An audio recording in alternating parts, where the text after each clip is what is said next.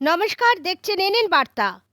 মাননীয় মুখ্যমন্ত্রী মমতা বন্দ্যোপাধ্যায়ের সার্বিক উন্নয়নমূলক কর্মসূচিকে সামনে রেখে সাধারণ মানুষের কাছে সেগুলিকে পৌঁছে দেওয়ার লক্ষ্যে শুরু হয়েছে ওয়ার্ডে ওয়ার্ডে সংকল্প যাত্রা।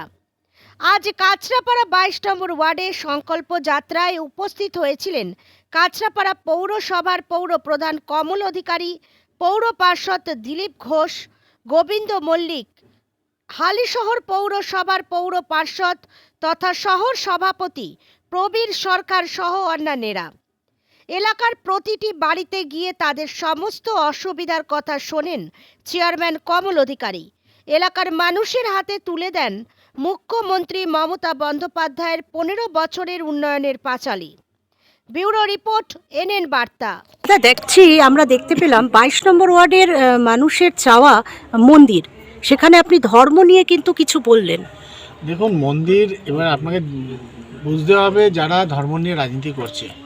এর আগেও 22 নম্বর ওয়ার্ডে আমাদের 11 নম্বর ওয়ার্ডে কাউন্সিলর একটা দুর্গাবেদী চেয়েছিল এবং সেই জায়গায় আমরা দুর্গাবেদী করে দিয়েছিলাম এবং দুর্গাবেদী কমপ্লিট হতেই তারপরে আরপিএফ এসে ওটা ভেঙে দেয়। তাহলে যারা সেন্ট্রাল গভর্নমেন্টের এমপ্লয়ি রয়েছে, যারা সেন্ট্রাল গভর্নমেন্টে আছে বিজেপি সরকার, তারা যখন ধর্ম নিয়ে কথা বলছে তাহলে সেই বেদিটা ভেঙে দিল কেন? ওখানে তো পার্সোনালি কারো বাড়ি তৈরি হচ্ছিল না।